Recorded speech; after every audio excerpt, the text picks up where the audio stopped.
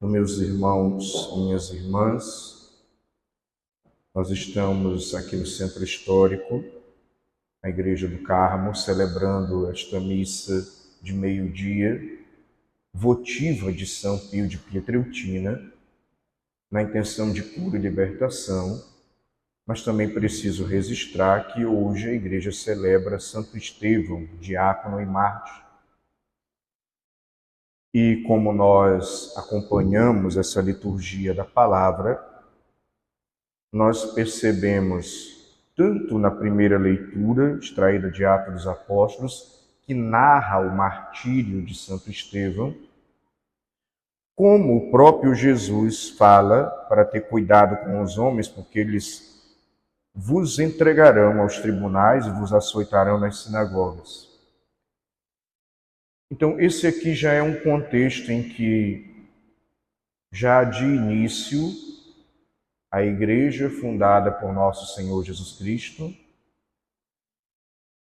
a igreja que é continuadora da sua missão, a igreja que é corpo místico de Cristo, do qual ele é a cabeça, a igreja conduzida pela ação do Espírito Santo que ele, o Cristo e o Pai nos enviaram, esta igreja, já desde o início, sofre perseguições e incompreensões. E até hoje, essas perseguições mudaram. Algumas não são tão violentas, nem tão agressivas, exceto em algumas regiões do mundo, mas elas ainda existem. Existe ainda aquilo que nós podemos chamar de uma cristofobia, né? Um medo de Cristo e uma negação de Cristo. E uma igrejofobia, um medo da igreja e uma negação da igreja. E um subjetivismo, que é cada um querer ser o referencial de certo, de errado, de compreensão de religião, e cada um se acha, infelizmente no mundo que estamos, um especialista sobre Deus, como se isso fosse possível. Deus, como inclusive tem aquela pequena história que fala que Santo Agostinho estava tentando compreender o mistério da Santíssima Trindade, e ele teve a aparição de um anjo na beira da praia por onde ele caminhava, e era uma criança tentando colocar num buraco da areia todo o mar. E Agostinho disse para a criança: o mar é imenso, não cabe nesse buraco da areia. E a criança, que se revela um anjo, diz: você também, Agostinho, Deus é imenso, é infinito, não cabe na pequenez da sua cabeça. Então, hoje as pessoas se arvoram de achar que sabem tudo de Deus, de religião, de fé, de salvação, e na verdade é uma mera projeção de si mesmo. Vivem uma projeção das suas vontades, dos seus gostos, dos seus caprichos, ao invés de viver aquilo que é o ensinamento do Deus revelado. Então nós vivemos isso, e é preciso tomar cuidado para que nós não vivamos uma projeção de fé, uma projeção da minha cabeça de religião, de prática de fé. É preciso tomar cuidado, e é por isso que nós precisamos da orientação da igreja, no seu discernimento, para nos orientar, para encontrarmos um equilíbrio, inclusive até a correção fraterna, quando nós compreendermos errado certo conteúdo da Sagrada Escritura, dos mandamentos, da doutrina, do ensinamento de Jesus. Preciso tomar esse cuidado, porque se eu vivo dentro da lógica da autossuficiência, dentro dessa lógica subjetiva, onde eu sou o referencial, muito provavelmente eu estou vivendo uma fé que não é uma fé bem embasada, bem alicerçada, conforme o ensinamento de Deus. Muitas vezes é uma fantasia e é um reflexo de si mesmo. Daí vão surgir os fanatismos, os exageros, desequilíbrios, como também vão surgir os desleixos, pessoas que vivem de qualquer jeito ou relativizam tudo, relativizam os valores e a verdade de Deus. Então, tomemos cuidado para não nos tornarmos nem fanáticos e nem desleixados. E é por isso que precisamos da orientação da igreja. Essa que há 21 séculos já exerce essa função de orientar. Mas eu ainda gostaria de meditar com vocês dentro desse contexto aqui da perseguição que foi prevista por Jesus, que está traduzida hoje em todas essas atitudes de negar o Cristo, de negar a igreja, essa atitude de querer ser o referencial das coisas, é uma maneira também de perseguir a igreja. Existe a perseguição mais concreta, nós vamos encontrar ainda nos dias de hoje, ali pelo Oriente Médio, na Ásia, cristãos que são perseguidos mesmo, inclusive com atitudes violentas. Porém, nós vemos aqui nessa perseguição, tanto na primeira leitura como no Evangelho, um desequilíbrio da fé por parte das pessoas que perseguem. Porque veja bem, quem perseguiu Estevão e apedrejou Estevão eram considerados homens de fé dentro da fé judaica. Eram praticantes da fé judaica. Inclusive aqueles que Jesus está prevenindo, cuidado com os homens, porque eles vos entregarão aos tribunais, vos açoitarão nas sinagogas. Então, se eles vão açoitar nas sinagogas, é porque eram pessoas que frequentavam a sinagoga. Então, não eram ateus, nem à toa, nem pessoas que não tivessem fé. Tinham fé, mas uma fé mal compreendida, uma fé distorcida, uma fé desequilibrada, uma fé onde eles, os seus interesses, gostos e caprichos estavam na frente. O tal do subjetivismo. A autorreferencialidade. O querer ser como Deus, o pecado dos nossos primeiros pais, Adão e Eva, simbolizados em Adão e Eva, que simbolizam toda a humanidade. E ainda hoje nós encontramos pessoas que são capazes de, em nome da religião, perseguir, julgar, condenar, falar mal, usar de moralismo para criticar e diminuir o outro. Então, uma religião que se presta a isso, ou seja, uma religião não, pessoas dentro de uma religião que se prestam a viver essa lógica do ódio, da raiva,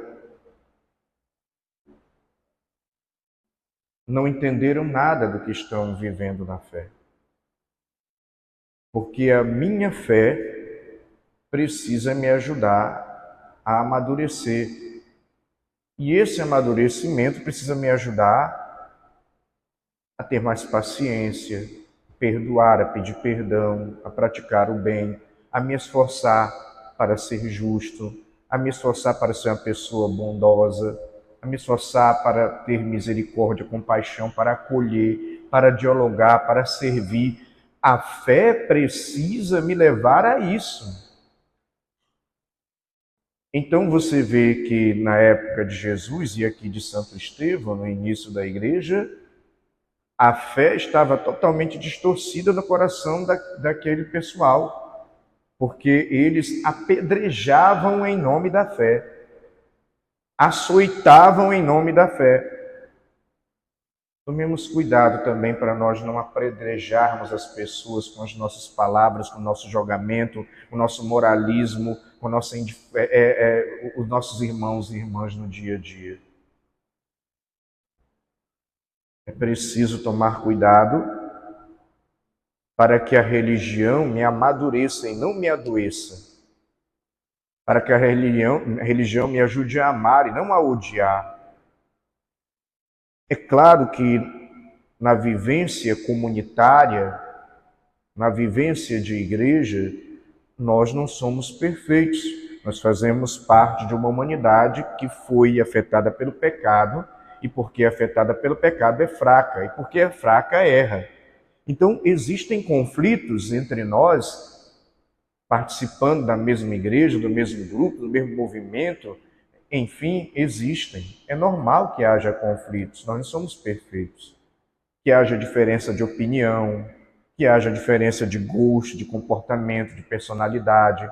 É normal que aqui e acolá a gente acabe tendo um desentendimento, ou sendo grosseiro a uma coisa ou outra. Isso são os conflitos do dia a dia. O fato de você ter fé não vai impedir de você ficar com raiva, se chatear, perder a paciência, estourar, explodir com alguém. Isso é normal, é da nossa humanidade. Impossível ser certinho o tempo inteiro, ser a paciência em pessoa, ser aquela pessoa que não sente nada. Não. Né? Então, esses conflitos são normais. E por isso eu não estou falando disso quando eu falo de uma fé e de uma religião que me leva a odiar. Conflitos sempre teremos. E porque eu sou católico, e porque eu ouço o Evangelho e medito, e porque eu tenho uma vida de oração, e porque eu tenho contato com o conteúdo da fé, eu vou aprendendo a resolver os conflitos, perdoando, pedindo perdão, conversando, tendo paciência, sendo tolerante, me esforçando para promover a paz. Então, é nesse sentido que nós precisamos vivenciar a nossa fé. Por quê? Porque você vai encontrar pessoas por aí que reza 1000 ave-marias, mas é um cavalo batizado com todo mundo. E eu ainda estou ofendendo os cavalos. Faz a quaresma de São Miguel Arcanjo, que é uma tradição franciscana que eu defendo. Nós fazemos aqui na Igreja do Carmo. Mas o que adianta fazer a quaresma de São Miguel Arcanjo se eu não consigo perdoar, não consigo acolher, não consigo ter misericórdia, não consigo fazer o bem? O tempo inteiro a fé que eu tenho na minha cabeça é uma fé sisuda, carrancuda, que está vigiando os outros, que está vivendo aquilo que a gente chama de esse moralismo, nesse sentido mais negativo e popular, que é o julgar, condenar o outro, patrulhar o outro. Então, muitas vezes, a nossa fé nos nossos tempos está mal vivida, porque mal entendida, mal interpretada, como no tempo daqueles que apedrejaram Santo Estevão, que só apedrejaram porque tinha um tipo de religião assim, do ódio, do julgamento, da condenação. E aqueles que perseguiram a igreja ali no iniciozinho dela, e ainda hoje perseguem, também muitas vezes seguem uma lógica que não é a lógica de Jesus Cristo. É um equívoco. É um distorcer da fé, aonde eu projeto a minha raiva, o meu ódio, os meus ressentimentos, os meus desequilíbrios, a minha vaidade, o meu orgulho, o meu ciúme, a minha inveja e meu sentimento de competição no outro. Então eu tenho que atacar o outro, eu tenho que condenar o outro, eu tenho que julgar o outro, eu tenho que o tempo inteiro está patrulhando o outro. Não, olha, pelo amor de Deus, se você é um católico assim, uma católica assim, saia depressa dessa lógica. Arrependa-se e lembre que a maior lei é a lei do amor. E o referencial é Jesus Cristo. Amai-vos uns aos outros como eu vos amei. E se você perceber, olha para os evangelhos, olha para a ação de Jesus no evangelho, o que ele faz? Ele serve, ele se doa, ele cura, ele liberta, ele é misericordioso, ele tem compaixão, ele acolhe, ele escuta, ele tem paciência. Então, é preciso que nós compreendamos que a fé precisa nos ajudar a amadurecer e a trabalhar em nós tudo aquilo que nos faz odiar, nos faz julgar, nos faz condenar, nos faz ser intolerantes, nos faz alimentar raiva, mágoa e ódio. Uma fé bem vivida tem que nos ajudar nesse amadurecimento. Senão, do contrário, nós estamos agindo como os perseguidores da igreja. Intolerantes, cheios de raiva e sempre querendo punir, castigar e sempre pregando um Deus que não é o Deus verdadeiro. Aquela velha frase, menino, cuidado, porque Deus castiga. Deus não castiga, Deus pode corrigir. E a correção é necessária. Mas Ele não castiga. Então é necessário que nós tenhamos esse cuidado de viver a nossa fé a partir do que é a vontade de Deus e não o que é uma projeção do que eu acho, do que eu penso, do que eu sinto, dos meus gostos, dos meus caprichos, das minhas vontades. E depois, se você não concorda, Frei, eu não concordo com essa doutrina. Ótimo. Porta da rua, serventia da casa. Saia, vá viver a sua vida, seja feliz. Assuma a responsabilidade das escolhas que você fez, porque um dia eu e você vamos ser julgados por Deus.